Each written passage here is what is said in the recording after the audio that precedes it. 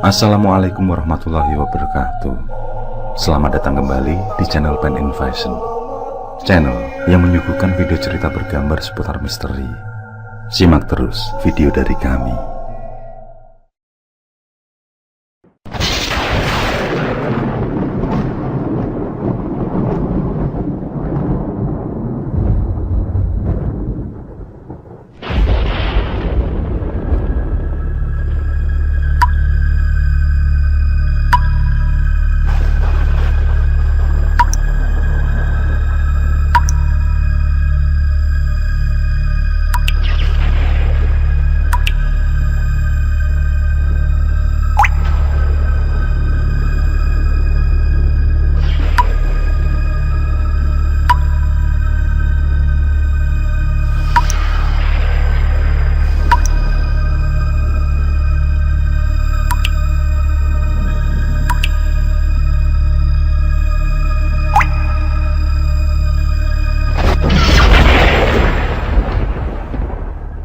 Namaku Dika Andri, biasa dipanggil Dika.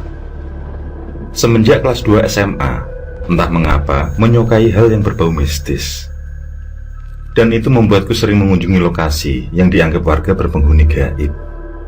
Secara kebetulan, aku bertemu dengan Nanda dan Septi yang juga memiliki kesamaan denganku. Meski tidak memiliki bekal apapun untuk menangkal makhluk gaib, namun kami bertiga telah mengunjungi berbagai tempat horor di wilayah Jawa. Dan selama menjalani petualangan tersebut, kami masih merasa belum puas meskipun pernah bertemu berbagai sosok tak kasat mata. Hingga suatu hari, kami ingin mencari pengalaman baru dengan berencana pergi keluar Jawa. Selain untuk liburan, sekaligus bertujuan mencari wisata horor di sana.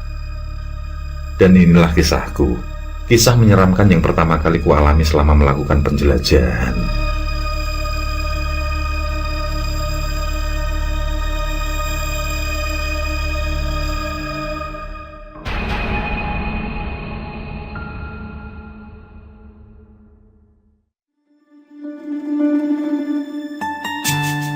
Tepat setelah mandi, sarapan dan beres-beres, datanglah dua kawanku sesuai janji yang kami buat.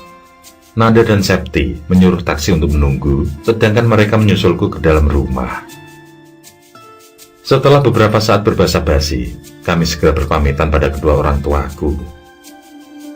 Sebenarnya, ada kekhawatiran yang dirasakan ibu. Selain ini adalah pertama kali kepergianku keluar provinsi, beliau juga khawatir setelah tahu tentang perjalananku ke tempat-tempat yang dihuni makhluk halus. Semenjak kemarin, aku sudah membujuk dan meyakinkan bahwa semua akan berjalan baik-baik saja. Hingga dengan berat hati beliau pun memberikan izin. Mungkin ibu sudah paham dengan apa yang kulakukan, karena para pendahulu keluargaku termasuk orang yang ahli di bidang klinik.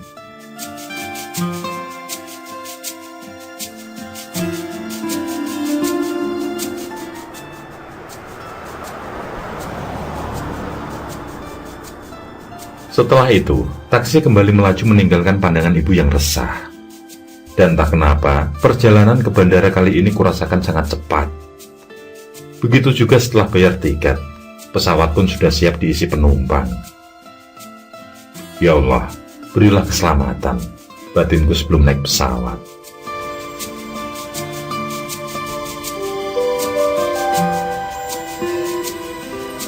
Perhatian, para penumpang pesawat Garuda Indonesia. Singkat cerita, kami bertiga sampai di provinsi yang kami tuju, tepatnya pukul 12 siang. Tempat pertama yang kami tuju adalah penginapan terdekat, yang alhamdulillah harganya cukup murah. Septi yang seorang perempuan pun menyewa kamar sendiri. Kami istirahat dan memutuskan berkumpul kembali setelah maghrib nanti. Cuaca mendung di malam itu bertepatan menjelang Isya. Atas petunjuk pegawai penginapan, kami sudah berada di sebuah rental mobil untuk melakukan transaksi. Kami akan menyewa mobil untuk memudahkan perjalanan ke beberapa lokasi di daerah ini.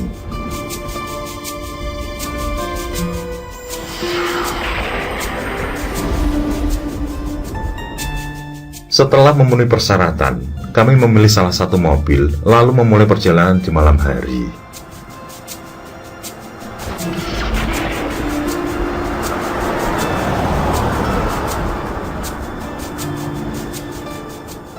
Dengan santai Nanda melajukan mobil sambil berdiskusi kemana tujuan kami. Ada beberapa pilihan, dan untuk malam pertama ini, kami putuskan bersantai di sebuah lokasi wisata.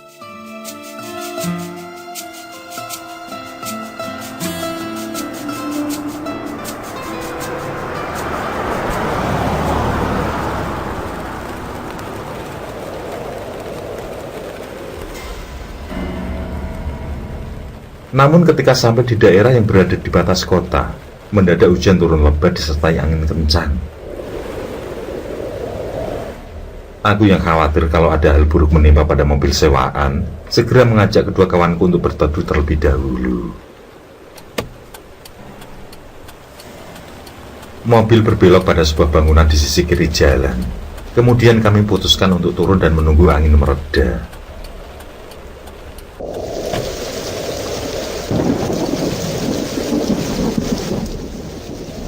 Di teras bangunan tersebut, kami menyaksikan hujan angin yang sangat kencang. Sudah pasti berbahaya jika harus melanjutkan perjalanan.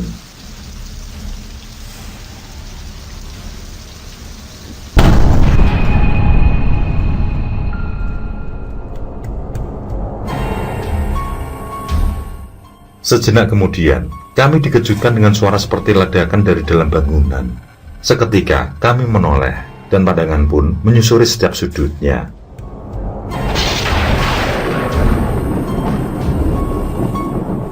Di antara cahaya kilat kami baru sadar kalau bangunan tersebut adalah rumah tua besar yang terbengkalai. Terlihat tidak terawat dan tidak ada penerangan sama sekali.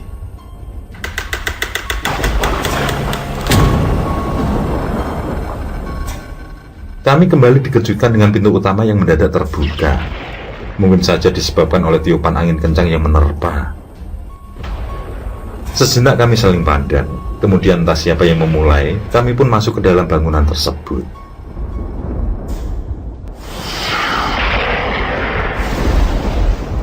Cahaya kilat yang memberi penerangan di setiap detiknya memperlihatkan ukuran bangunan yang besar dan banyak sekali pintunya.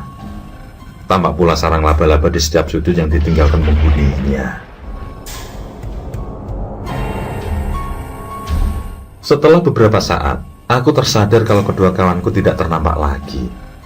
Aku keluarkan korek api di saku, lalu menyalakan baterai yang ada di pangkalnya. Memang, korek tersebut selalu kubawa sebagai persiapan. Begitu pula Nanda dan Septi. Korek api dengan baterai itu tidak hanya satu saja, namun kami bersiap dengan beberapa cadangan. Hal itu kami lakukan setelah kejadian senter yang mendadak mati di sebuah lokasi angker, di mana saat itu langsung muncul penampakan yang sangat menyeramkan. Dengan korek tersebut, aku coba mencari keberadaan Nanda dan Septi. Mereka memang tidak ada di ruangan itu. Aku kembali beranjak mencari dan memanggil mereka. Tidak ada sautan.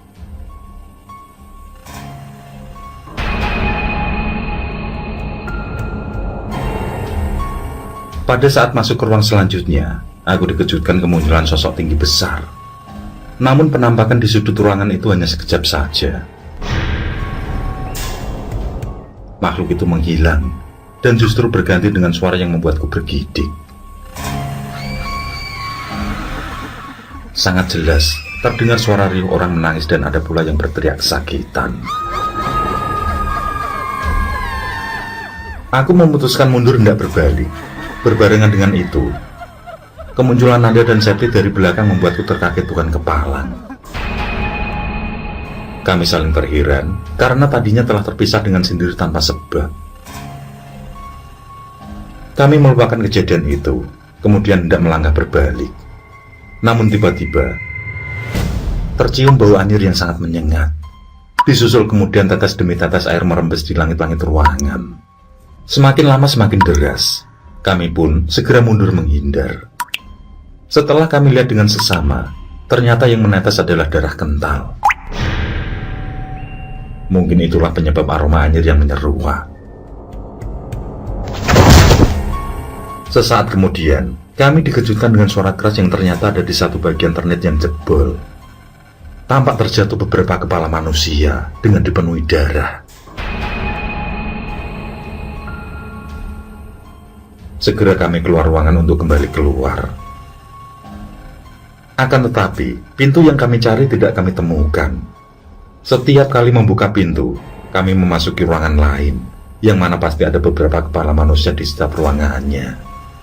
Bahkan ada pula kepala yang menggelinding meninggalkan bercak darah. Benar-benar pemandangannya sangat mengerikan. Pada akhirnya, kami pun mampu melewati kengerian itu dan berhasil menemukan pintu keluar.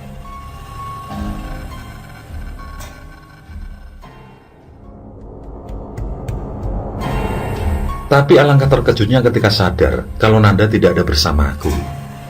Dan justru yang berada di belakang Sakti adalah sosok wanita tanpa kepala.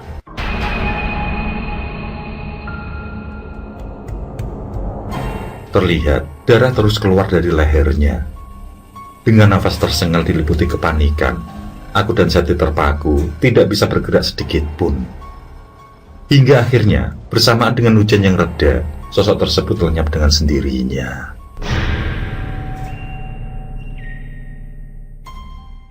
Pada saat kami diliputi kebingungan akan hilangnya Nanda, alhamdulillah ada beberapa warga yang lewat dan sengaja menghampiri kami. Mereka menanyakan tentang apa yang kami lakukan di tempat angker tersebut. Mungkin juga ada yang berprasangka buruk saat melihat aku dan Sakti saling berpegangan tangan. Namun dengan sigap, aku memberitahukan kalau sedang berteduh. Dan ketika masuk ke dalam ruangan, kawanku hilang entah kemana. Warga yang berjumlah 6 orang itu masih terdiam ketika aku meminta tolongan untuk mencari Nanda. Tampak ada rasa cemas di raut wajah mereka. Setelah sekian detik berpikir, salah satu dari mereka mengajak untuk masuk mencari Nanda, meskipun masih ragu-ragu. Dan dengan beriringan, kami pun mulai menyusuri ke dalam ruangan.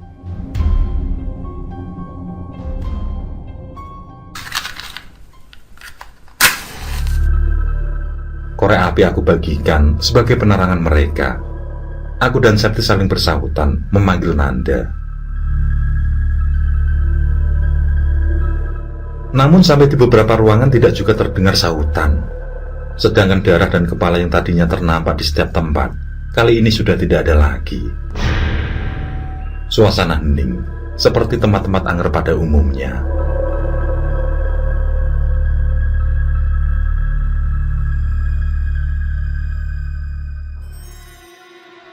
Dan kami pun semua merasa lega ketika salah satu warga menemukan Nanda terbaring di salah satu tempat. Ternyata Nanda dalam keadaan tidak sadarkan diri di sana. Aku dan Sakti menggoyangkan badannya, dan alhamdulillah Nanda berhasil sadar. Kami pun segera beranjak keluar. Tapi semua pandangan terfokus pada lemari yang berada di ujung ruangan. Lemari itu mengeluarkan suara rintian yang juga terlihat bergerak dengan sendirinya. Dan tiba-tiba, pintunya terbuka.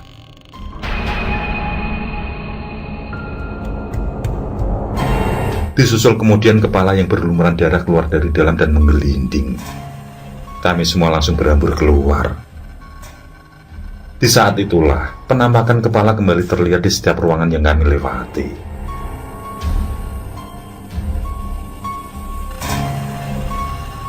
Untungnya kami semua berhasil keluar dengan selamat.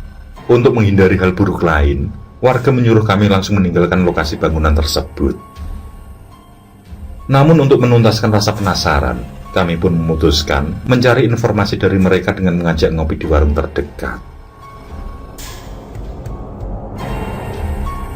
Dan penjelasan warga, rumah besar yang didirikan tahun 80-an itu dibangun dengan uang hasil pesugihan. Pada masa itu, merupakan bangunan paling mewah di kampung. Setahun setelah dihuni, si pemilik yang merupakan pendatang pun diusir ketika diketahui melakukan ritual pesugihan yang mengancam nyawa warga.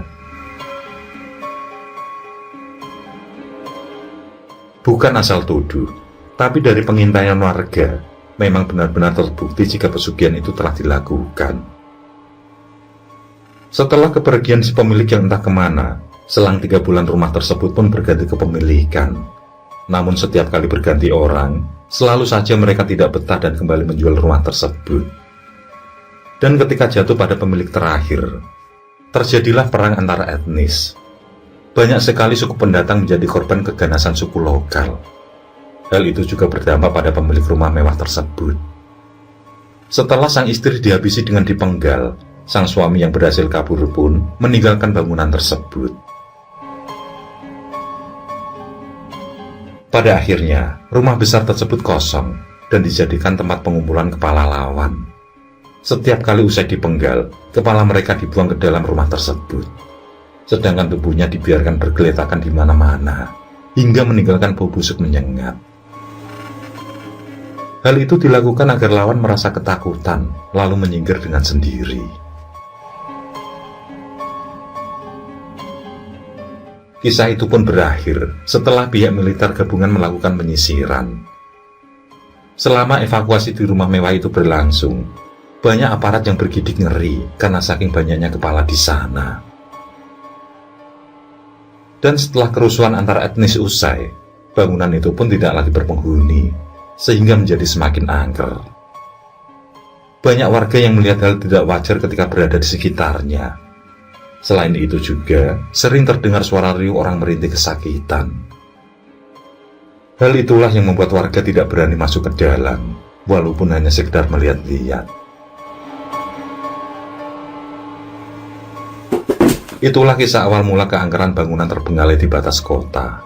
Sedangkan kisah yang dialami Nanda ketika menghilang, dia menuturkan, pada saat lewat di satu ruangan, dia melihat lemari bergerak-gerak sendiri. Dia pun menghentikan langkah lalu menyorotkan korek ke arah lemari. Dan ketika lemari terbuka, dia dikejutkan dengan kemunculan sosok wanita tanpa kepala. Penampakan itu membuat tubuhnya menjadi terkunci dan tidak bisa bergerak. Disusul kemudian semua menjadi gelap, dan dia tidak tahu lagi apa yang terjadi selanjutnya. Dia roboh, tidak sadarkan diri.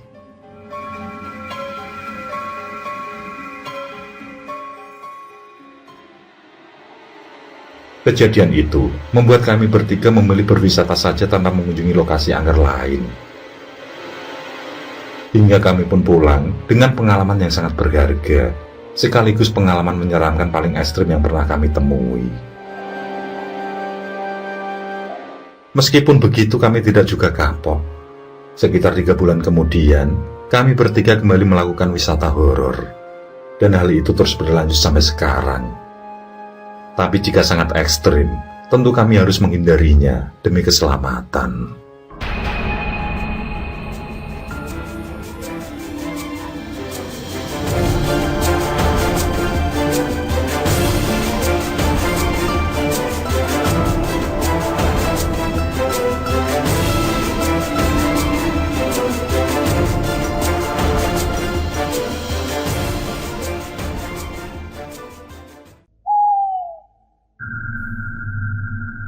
Oke, terima kasih.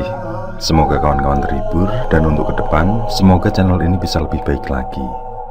Akhirul kalam, wassalamualaikum warahmatullahi wabarakatuh. Sesandingan hormat kali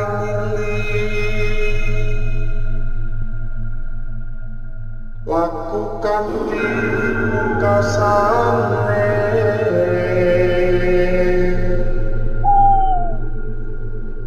Anda kersanengku